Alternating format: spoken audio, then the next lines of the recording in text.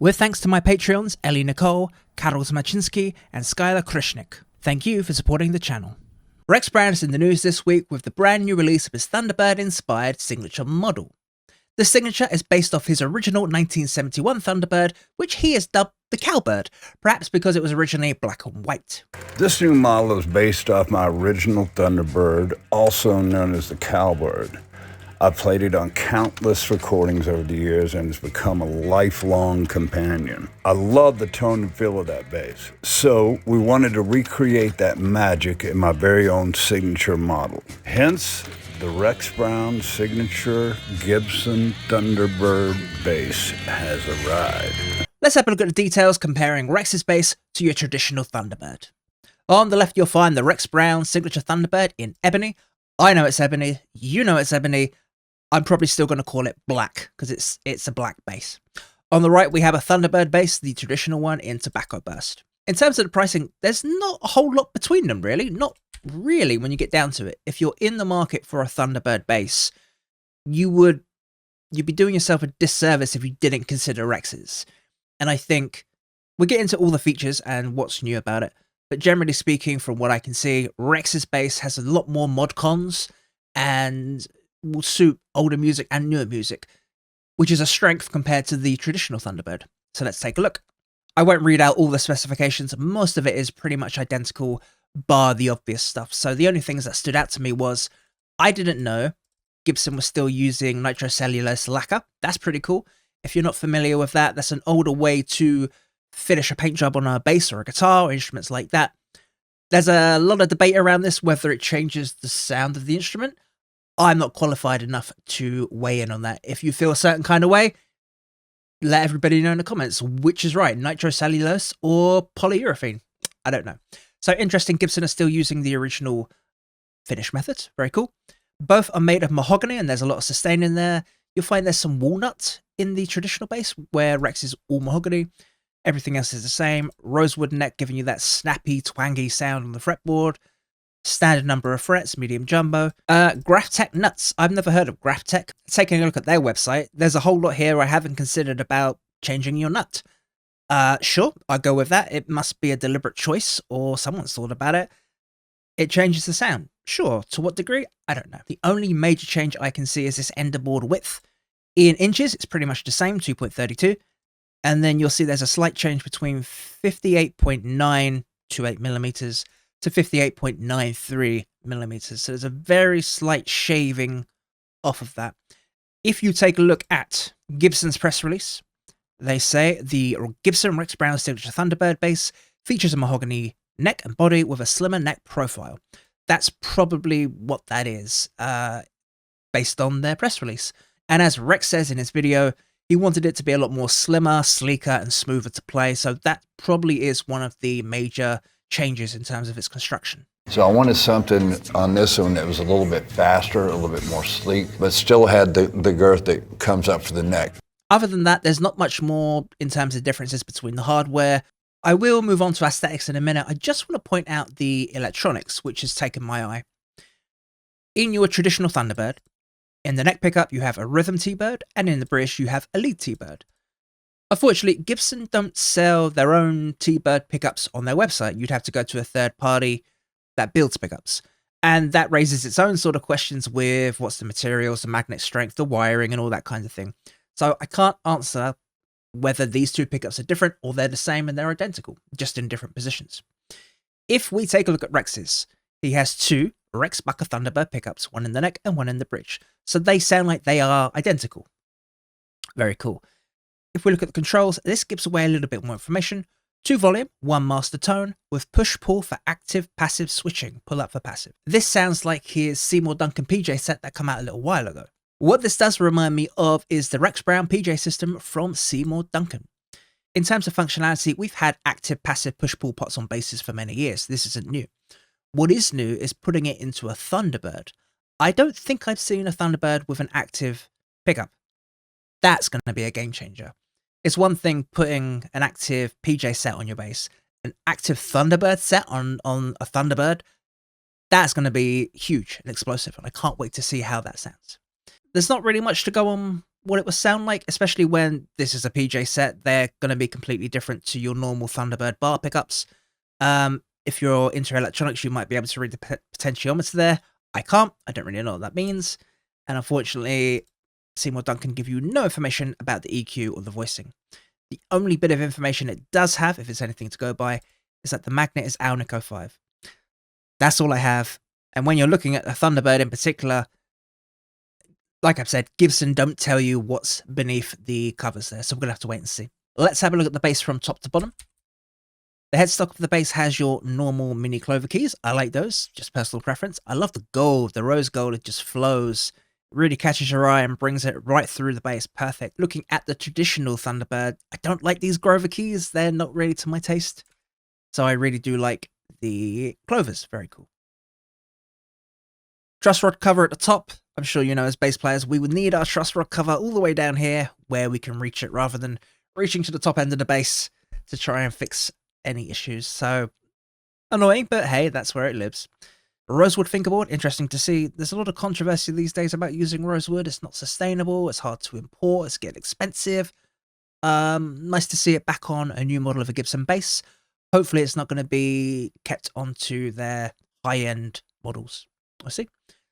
Standard typical acrylic dots. The pickguard in particular has remained traditional. He's still got the bird on there. I probably imagine that's a deliberate choice. That if you have a Thunderbird, you want to keep the bird on there and say, this bass is a Thunderbird, but it's my Thunderbird. And I imagine that's what's going on here. It's bragging rights, but the color is amazing. I love this gold. Like I said, the gold just flows from every part of the bass. Pickups we mentioned already. RB Rex Bucker Thunderbird pickups. I can't wait to hear how this sounds. Then you've got your normal tone controls down here, and this is the only other thing that's changed. The bridge. If you take a look at the traditional Thunderbird, they have these three-pointed Gibson bridges. I believe they're on most models. And as far as I'm aware, I've never owned a Gibson. I've never had experience with Gibson basses. These bridges are not well liked. They are unreliable. The accessibility isn't particularly good. People just don't like them. And as I say, I don't have an opinion on that, but that's what I hear. Therefore, Rex choosing an aftermarket bridge from Hip Shop, the same guys that do the tuner keys and the extenders, this is a deliberate choice. He's done this deliberately. It's interesting to see the Hip Shot add-on rather than Gibson saying, let us try and fix this for you. Where if you look at Fender and some of their basses, they've seen the Badass 2 bridges and they've gone, okay, well, we can make a high mass bridge. And so have Jackson. Jackson have done the same thing in creating their own high mass bridges. I don't know if this is high mass, but it's definitely aftermarket and it's not made by Gibson. So that is a deliberate choice. Very interesting.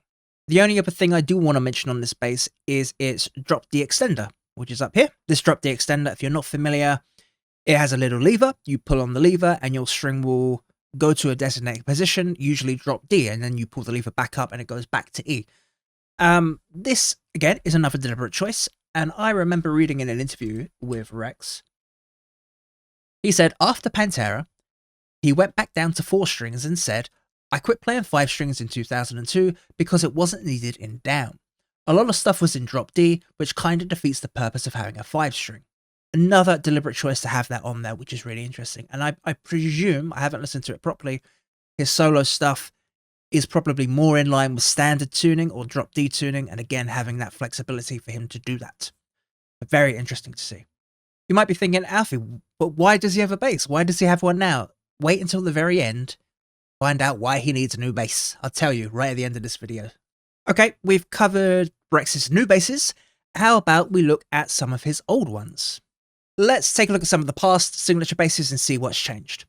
Spector is a big name that has been synonymous with Rex in the past. And I remember reading, Rex shared an interest in Spector after listening to Eddie Jackson from Queensryche, dubbing his Ampeg 8x10 rig as the Tower of Power. I'm going to read this translation from a Dutch magazine. Eddie Jackson, he played Spector in the 80s. Wow, man, that sounded fantastic. He had an amplifier with an 8-inch speaker cherry. We called it the Tower of Power. I soon started playing on Ampeg as well as Eddie. That was the sound, man. It cuts through everything. And that was it. That was the impetus of having that Spector sound in his mind.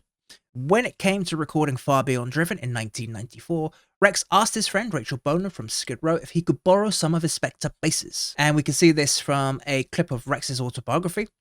I tried them on a couple of songs, and after that I was a full-blown Spector fan. Rex then commissioned Spector to build him some basses. I think he got 3 in the end. 2 NS5s, one of which was the black finish that you'll see in countless photos, and the other was his Brownie, which we talk about on the bass rig video. If you have not seen the Rex Brown bass rig video, have a look for a link in the description. And I cover all of the basses that Rex has used, past, present, and future. The first one, Brownie, was debuted at the Roseland Ballroom in New York in 1996, I believe, followed by the all-black quilt model. An NS2 4-string also joined his collection, and all of them were fitted with EMGs. Obviously, there's a massive difference between Spector basses and Thunderbirds. It's not apples and apples, is it? It's apples and oranges. It's interesting to see he's looking for an active tone. Active pickups is part of his tone, and he needs that. That's an important characteristic to remember. Moving on to 1999, Spector began work on a unique hand-drawn design made by Rex. You'll notice straight away the similarities already to a Gibson Thunderbird, so this was obviously in his mind. He liked and wanted the Thunderbird. These proto basses can be spotted in the late 90s and early 2000s, during most, if not all, of the Ozfest shows Pantera partook in. Rex even went as far to say, even though it says prototype, this design went through many different woods and necks. This is one of my faves. He had several of these basses in 4 and 5 string configurations, from black to blue, flame racing stripe, and white grunge paint job. Eventually, around 2000, Spector would release Rex Brown's first signature bass using this design.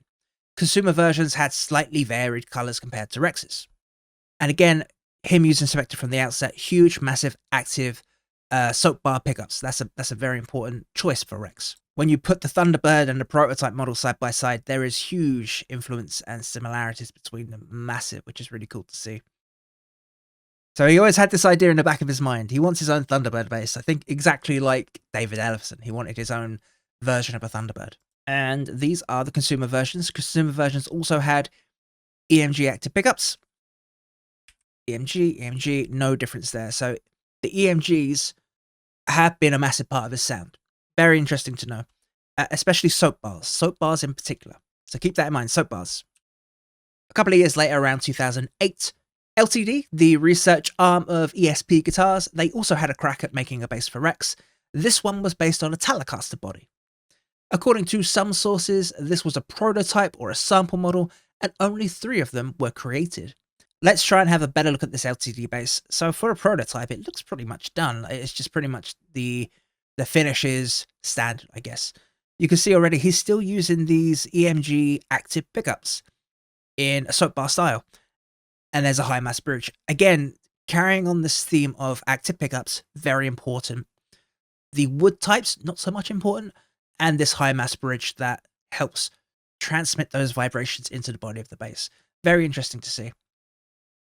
This bass can be seen on tour with Down from October 2008 through to February 2009. So only a very short window where you could see this bass. Rex explained, he had begun this design back in 1993 and even went to Japan to cut out the template. Quoting Rex, I was going to sign a huge deal with them, but backed out in the 11th hour. This design eventually was taken and commissioned again for Spector. This design has always been a passion for me style-wise, way before any of these other companies started mass producing them. If you're a fan of Rex, you'll know he loves Telecasters. He's just a Telecaster guy. He loves tellies. Tellies are all over his solo work, and you'll find countless pictures of him. I recall one quote saying, I didn't even use a Strat. That's how much he likes Telecasters. And you'll see the Fernandez basses in a Telecaster style, and this one too. So he loves tellies, and that's obviously why he had that design in mind. Speaking of the Spector versions, these basses came out in 2011, and you'll still find them on the internet should you want them. And even when Spector took over the design of his LTD bass, still using EMG pickups, still very important.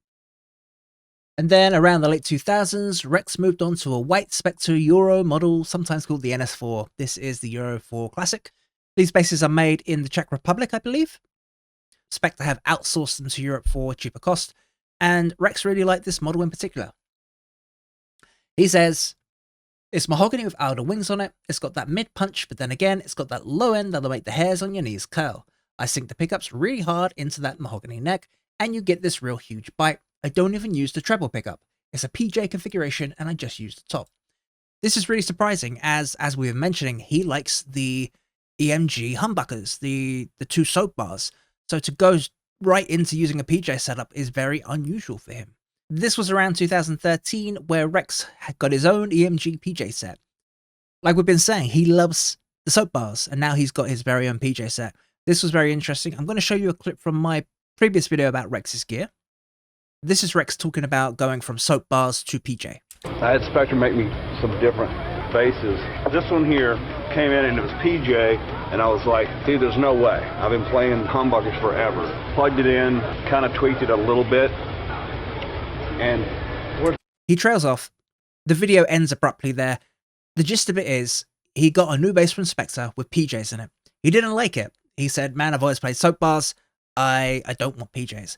Anyway, he played it and he liked it, and that was it really. When I interviewed him and spoke with him, he said he just loved the sound of them. They actually sounded as good as his soap bars, so there's no specific reason why he changed. He just ended up liking it again, so try new things. Almost out of nowhere in 2015 came the announcement Rex was joining Warwick Basses, where he used 5 of their master-built custom shop basses. This was his artist page. It's not online anymore. The Warwick site's a bit of a pain in the ass to navigate for web archive stuff and cache stuff. This is all I have. And he used the Reverso in burgundy, a rusty looking Corvette NT, a Streamer Stage 1 in silver, another model in gold, and the Star Bass. The only thing that's interesting is that this gold version of the Streamer Stage 1 has Seymour Duncan pickups. And I believe this is the set we were talking about earlier with the active push-pull switch on it. So only one of his basses at the time had that feature on it. The rest were just active and no passive, as far as I'm aware. Famously, his Warwick basses are all over his solo records, and when asked how he's getting on with Warwick, he stated, "It feels fucking wonderful. It's joyous. It's something that I've done all my life, and now you get to hear it and you know it's me." And that leads us squarely back into July 2022 with Rex firmly at home with Gibson. And you might be wondering, why on earth does Rex Brown need a new bass? Well, I'll show you. Published July 13th, 2022, Pantera reunion tour to take place in 2023. And as far as I'm aware, Zakk Wylde is supposed to be playing guitar. Let me know your gut feeling about a Pantera reunion tour, or tell me which one of Rex's signature basses you really wish you could play or get your hands on. Thank you very much for watching, and I'll see you next time.